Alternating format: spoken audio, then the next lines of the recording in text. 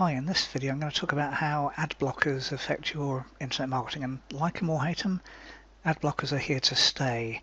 There's lots and lots of different ones around. The one I use, and yes I do use one, is AdBlock Plus. It's free and as they're saying over 300 million downloads. That's a lot. But they can and do affect your internet marketing revenue if you're using any of these kind of things, and that list I put on screen is actually a subset. If you go to their website, what's not considered an acceptable ad, in other words, these ones will be blocked. Ads that visibly load new ads if the primary content doesn't change. So in other words, if you've ever used an ad refresh type script, one that changes the advert, they'll get hit. Ads with excessive or non-user initiated hover effects, yeah, pop-ups, basically, well, pop up over your browser, ones that grow or whatever else, lots of ones like that. Animated ads, so that covers most. Autoplay sound or video ads. Now that's one of the main reasons I actually installed this, is that I go to our local newspaper site and that's what one of the things they do. They've just put autoplay everything on, and you're hunting around on the screen trying to work out where on earth the sound's coming from. Expanding ads, generally oversized ads. Interstitial, that's the ones that crop up between pages, so you click from one page to the next and there's a page that comes up in the middle. Overlay ads, pop-ups, pop-unders.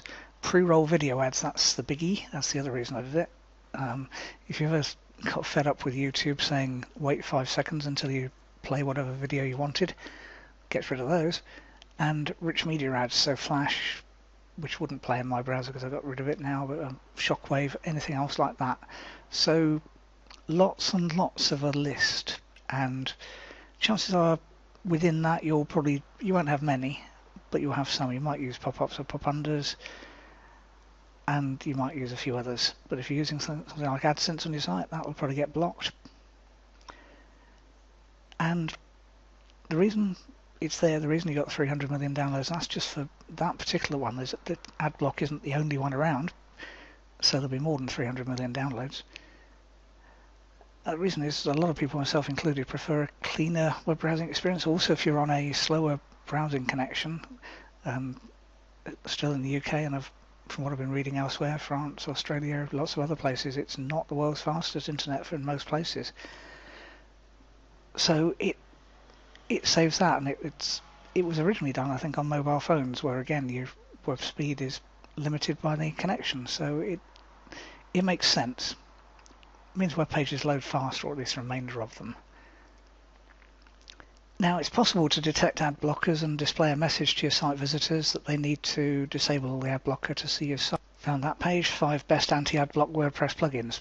So you got different ones there that do similar things, and that's your notification, ad block to detection, custom, and blah blah blah.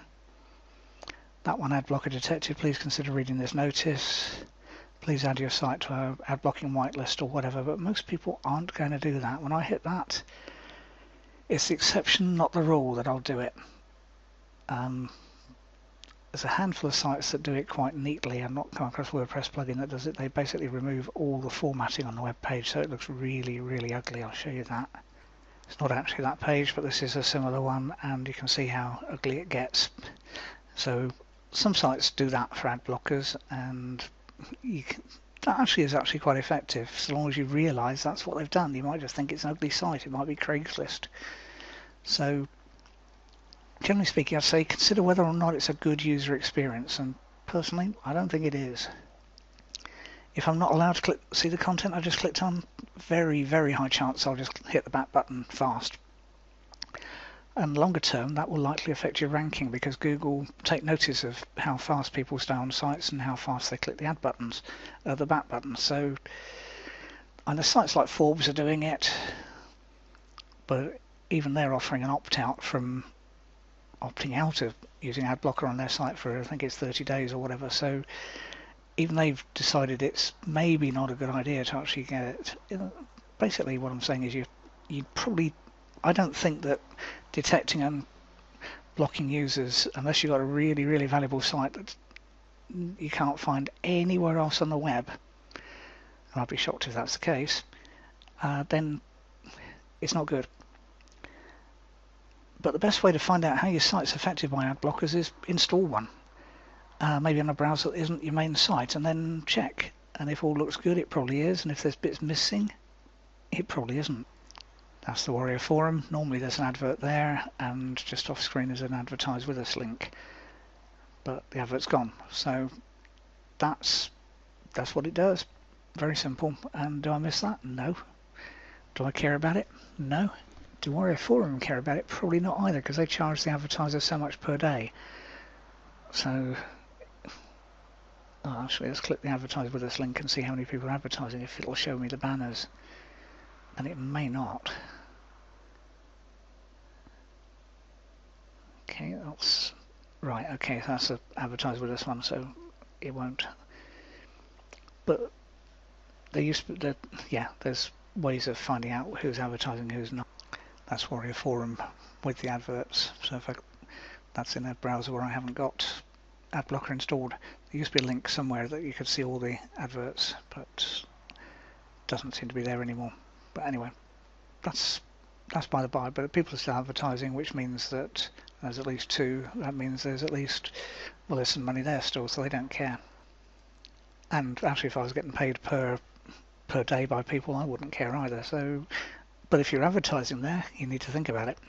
So that's the other place it's going to affect your advertising.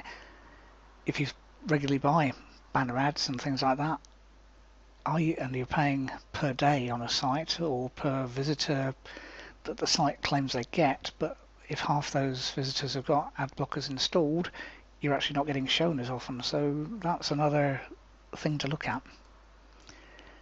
So the next thing is change the way you display ads, and that's either ones that you're showing on your site or ones you're using, but I'll talk mainly about the ones on your site. It probably means moving from a model like AdSense, where you get paid per click, to an affiliate marketing model where you get paid for each sale you introduce. And that's not necessarily an easy move. It could be lots and lots of links for starters, and it can be scary, especially as affiliate commissions tend to be lumpy. With AdSense, if the advertiser is getting 10% conversion, which is high, then for every 100 clicks that you get with AdSense, if you manage to get the same 10% conversion, you'd get money on 10 of those clicks. Be higher than you're getting per click because the AdSense money factors that in. But it can be scary at first because it means that your affiliate income, especially if you're a relatively low volume site, goes up and down like a yo-yo. Equally though, it's probably not a decision you'll look back from. I was forced to do it a number of years ago because I was a very early Google AdWords advertiser, and they've changed the rules so often, and they've retrospectively implemented the rules. That means they don't want my money. Fair enough. So I've had to look at other ways of doing it anyway, and I've not actually regretted their decision to do it. It's made me a lot more money than it would have done with just AdSense. People generally have banner and advert blindness, so the click-through rate on ads is unlikely to increase over time. It's more likely to decrease. But normal links, which is what I'd suggest, using Pretty Link Lite or WP Shorties or any of the other link shortener things, are just that. They're normal links. They can't be blocked by an ad blocker, because how can you block a normal link without breaking the web? And people click them all the time. The only difference is you get cookied into their browser and you get a commission when you refer a sale. For instance, if you send one to Amazon, you've got 24 hours for them to buy something from Amazon. If you send it to other sites, you've got 30 or 60 days maybe. It varies per site. Some are lifetime, which doesn't really mean lifetime. It just means until the person uses a different browser or clears out their cookies or buys a new computer. But it's good enough. Personally, I can't see ad blockers declining in use. I think they'll grow, and that means the best way to deal with them is to work around them.